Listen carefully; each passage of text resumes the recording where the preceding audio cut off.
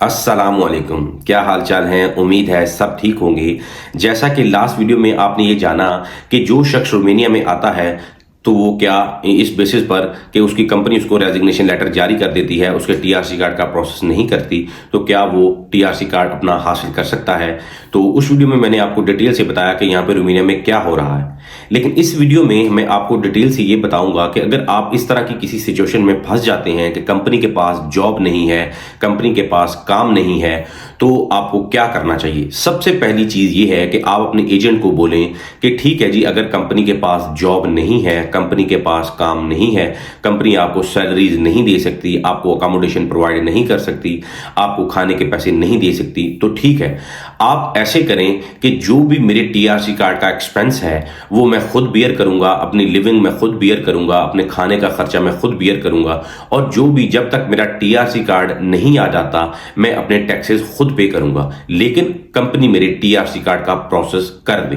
तो ऐसे केसेस में होता है कि डिफरेंट कंपनीज जो हैं वो मान जाती हैं, ठीक है जी, क्योंकि उनको उनका कोई भी खर्चा नहीं हो रहा होता।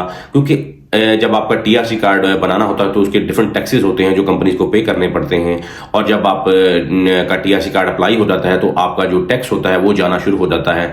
तो आप अपने जो भी एजेंट है या जो भी आपकी कंपनी है ये बहस ना करें कि जी हम आपकी कंपनी में आए हैं तो आप हमने ये प्रोसेस करें, वो प्रोसेस करें, हम इमिग्रेशन में जाएंगे, हम लेबर कोर्ट में जाएंगे। क्योंकि जो 90 डेज का जो टाइम होता है वीजा का, उसमें आप कंपनी का कुछ भी नहीं कर सकते। वो कंपनी आपको ये सिंपल कह दे कि ये बंदा काम करने वाला नहीं है, मैं इसको नहीं चाहता, आप उसका कुछ भी नहीं कर सकते। आप किसी भी कोर्ट ऑफ लॉ में चले जाएं, किसी भी लेबर कोर्ट में चले जाएं, किसी भी पुलिस के पास चले जाएं, वो आप कुछ नहीं कर सकते कंपनी का। क्योंकि कंपनी ये कहती है वो 90 डेज का जो प्रोबेशन टाइम है उसमें कि ये बंदा काबिल नहीं है हमारे पास काम करने के लिए, तो इट मींस कि हम इसको नहीं रखेंगे, इसको हम रेजिग्नेशन लेटर दे रहे हैं। यहाँ की इमिग्रेशन को, यहाँ की पुलिस को ये मैटर नहीं है कि आप कितने पैसे देकर आए हैं। आप जाके जब एप्लीकेशन देते हैं जी कि मैं इतने पैसे देकर आया हूं, वो उनका कंसर्न ही नहीं है। क्योंकि बाय द लॉ अगर कंपनी आपको नहीं रखना चाहती और वो 90 डेज का जो वीजा आपके पास होता है वो कंपनी के पास ऑप्शन है कि वो आपको रिलीज कर सकती है, आपको रेजिग्नेशन लेटर दे सकती है, तो बाय द लॉ आप कंपनी का कुछ नहीं कर सकते। अब उसका एक जो दूसरा तरीका है, आप अपने एजेंट के जरिए या कंपनी की एडमिनिस्ट्रेशन के जरिए आप उनको ये कहें ठीक है जी, अगर आपके पास काम नहीं है, आपके पास जॉब नहीं है, तो काइंडली आप मेरा प्रोसेस कर दें। जो भी प्रोसेस का खर्चा होगा वो मैं खुद बियर करूंगा, और आप मेरा प्रोसेस कर दें। जब मेरा टीआरसी कार्ड मुझे मिल जाएगा देन आप मुझे रिलीज लेटर दे दीजिएगा, मैं किसी और कंपनी में जाके अपना नया वर्क परमिट हासिल कर लूंगा और नया टीआरसी कार्ड बना लूंगा। और जब मोस्ट ऑफ केसेस में यहाँ पे जब पाकिस्तानी, इंडियन, श्रीलंकन या डिफरेंट जो भी कंट्री से लोग आते हैं वो अपने कंट्रीज में बहुत ज्यादा पैसे देकर आए होते हैं।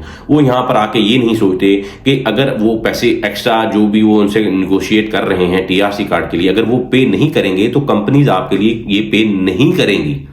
आपको ये समझना चाहिए कि जिस शख्स ने रोमानिया में लीगल रहना है, डजंट मैटर वो पाकिस्तान में 5,000 यूरो देकर आया है, 6,000 यूरो देकर आया है, या जितने भी पैसे वो देकर आया है, वो यहाँ कंपनी को उससे कोई कंसर्न नहीं है। आप उस डायरेक्टली अगर तो कंपनी आपके लिए कर रही है, क्योंकि मोस्ट ऑफ द केसेस में एजेंट आप डील ऐसे भी कर रहे हैं। एक तो होती है A2A वीजा में कि कंपनी आपका सारा खर्चा करती है। अब B2B जो काम होता था उसमें भी अब दो तरह से काम हो रहा है। B2B में एक वो है कि जस्ट आपने अपना वर्क परमिट पर वीजा लिया और रोमानिया में आ गए और उसके बाद कंपनी रिस्पॉन्सिबल नहीं है। और दूसरे केस में B2B में ऐसा भी हो रहा है कि जब आप रोमानिया में आते हैं तो रोमानिया में एजेंट आपको कहता है कि अगर आपने टीआरसी कार्ड बनाना है तो ये इतना एक्सपेंस है, ये आप बियर करेंगे, अपना टैक्स पे करेंगे, अब जो मर्जी काम करें, कंपनी का कोई कंसर्न नहीं है। जब आपका टीआरसी कार्ड बन के आ जाएगा अगले ही दिन आपको रेजिग्नेशन लेटर कंपनी दे देगी, आप जिधर मर्जी जाके कंपनी में अपना नया वर्क परमिट हासिल कर सकते हैं। अब मेरी एडवाइस उन लोगों को ये है कि इस केस में अगर कोई फंस गया है और वो आ गया है रोमानिया में, और अगर वो रोमानिया में लीगली रहना चाहता है और कंपनी उसके डॉक्यूमेंट्स का प्रोसेस नहीं कर रही, तो आप कंपनी को डायरेक्टली जाके ये बोलें कि ठीक है, आपके पास जॉब नहीं है, आप हमारे डॉक्यूमेंट्स का प्रोसेस करें। अब मैं आपको ये बताता हूं कि डॉक्यूमेंट प्रोसेस करने पर पैसे कितने लगते हैं। जिस कंपनी में आप आते हैं उस कंपनी का वर्क परमिट आपके पास ऑलरेडी होता है, क्योंकि उसी बेसिस पर आप रोमानिया में आते हैं। कंपनी को सिर्फ 2 टैक्सेस पे करना होते हैं आपके टीआरसी कार्ड के लिए। एक 265 ली का टैक्स है जो कि टीआरसी कार्ड की फीस होती है, और एक 560-570 के करीब एक फाइल टैक्स होता है। ये 2 टैक्सेस होते हैं जो पे करना होते हैं कंपनी को आपके टीआरसी कार्ड का प्रोसेस करने के लिए। आप उन्हें बोलें कि ये 2 टैक्सेस भी मैं खुद पे करूंगा और आपके जो लॉयर का खर्चा है 200 से 300 यूरो है वो भी मैं खुद पे करता हूं, जो आपके डॉक्यूमेंट्स के प्रोसेस को करेगा, आपको इमिग्रेशन में अपॉइंटमेंट लेकर देगा, आपकी फाइल रेडी करेगा।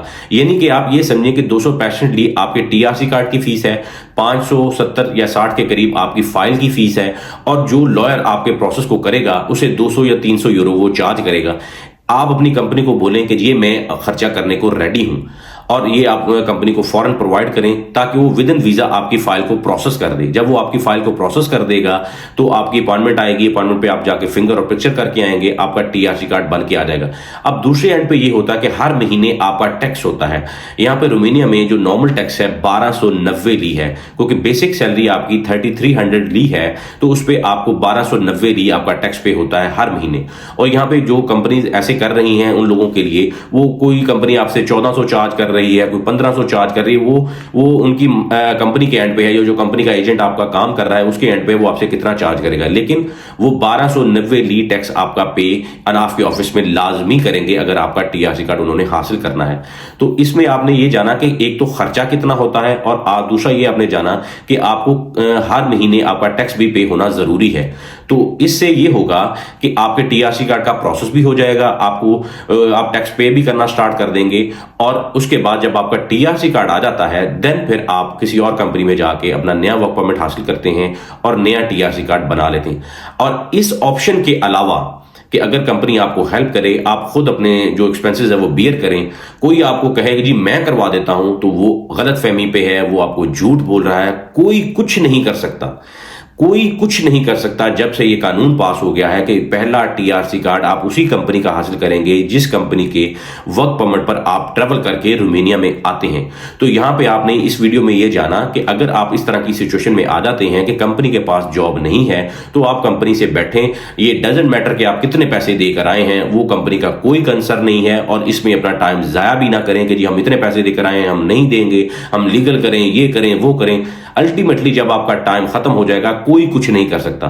तो लिहाजा अगर आपने लीगल रहना है तो आप कंपनी से डायरेक्टली जाके बात करें कि ठीक है जी, अगर आपके पास जॉब नहीं है तो आप मेरे टीआरसी कार्ड का प्रोसेस करें। जब मेरा टीआरसी कार्ड बन जाएगा, उस टीआरसी कार्ड का जो फी है, उसके लॉयर की जो फी है, जो फाइल की फी है, वो मैं खुद बियर करता हूं, और जो हर महीने का टैक्स है वो भी मैं पे करूंगा। जब मेरा टीआरसी कार्ड आ जाएगा आप मुझे रेजिग्नेशन लेटर जारी कर दीजिएगा, उसके बाद आप सेफ हैं।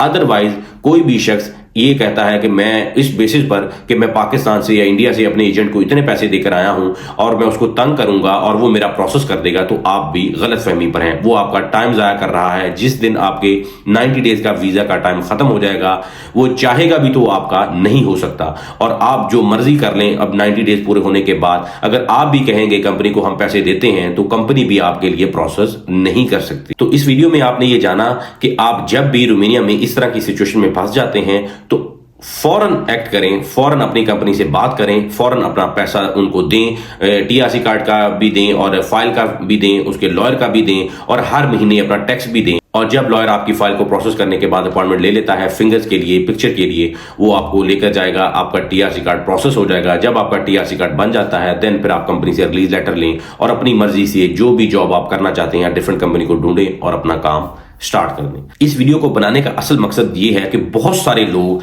मुझसे ये पूछते हैं कि जी हमारे पास कंपनी ने आप आए हैं तो दूसरे या तीसरे दिन हमें रेजिग्नेशन मिल गया है, क्या हम दूसरी कंपनी में जाकर वर्क परमिट हासिल कर सकते हैं? तो इसमें ये भी बात समझने वाली है कि पहले कंपनीज आपको रेजिग्नेशन लेटर नहीं देती थी, वो आपका टाइम ज़ाया कर दी थी, आपके 90 डेज का वीज़ा जो आप लेकर आते हैं वो ख़त्म कर दी थी, उसके बाद उनकी रिस्पॉन्सिबिलिटी ख़त्म हो जाती थी। अब वो ये है कि कंपनीज जैसे ही कोई शख्स आता है तो वो आपको 1 वीक के बाद या 5 दिन के बाद या 2 वीक के बाद आपको रेजिग्नेशन आपके हाथ में दे देती हैं, तो उससे कंपनी की रिस्पॉन्सिबिलिटी खत्म हो जाती है, क्योंकि कानून उनको फेवर कर रहा है कि वो 90 डेज के अंदर आपका वीजा या आपका जो आपको ये कह सकते हैं कि इनको काम नहीं आता, ये वापस जाए। तो इस वीडियो में आपने ये जाना कि आपके पास क्या ऑप्शंस हैं और क्या आपको करना चाहिए। अगर आप वो नहीं करेंगे तो उसका फिर आपको एंड रिजल्ट ये होगा कि आप यहाँ पे इलीगल हो जाएंगे, या तो फिर आप डंकी लगा कर आगे जाएंगे, या फिर आप वापस अपनी कंट्री में जाएंगे। और अगर आप विद इन वीज़ा इस तरह की सिचुएशन में फंस जाते हैं कि अगर कंपनी आपको प्रोसेस नहीं करती, अगर आप पैसे भी दे रहे हैं, तो फिर भी आपको वापस जाना चाहिए और आपको दोबारा वीज़ा हासिल करने में रोमानिया में कोई प्रॉब्लम नहीं होगी। तो इस तरह की इन्फॉर्मेटिव वीडियोस देखने के लिए हमारे चैनल को लाइक करें, सब्सक्राइब करें। हम इसी तरह के सीक्रेट्स जो रोमानिया के रिगार्डिंग आपके लिए लेकर आते रहेंगे। तो मिलते हैं इस तरह की नई इन्फॉर्मेटिव वीडियो में, तब तक अल्लाह हाफिज।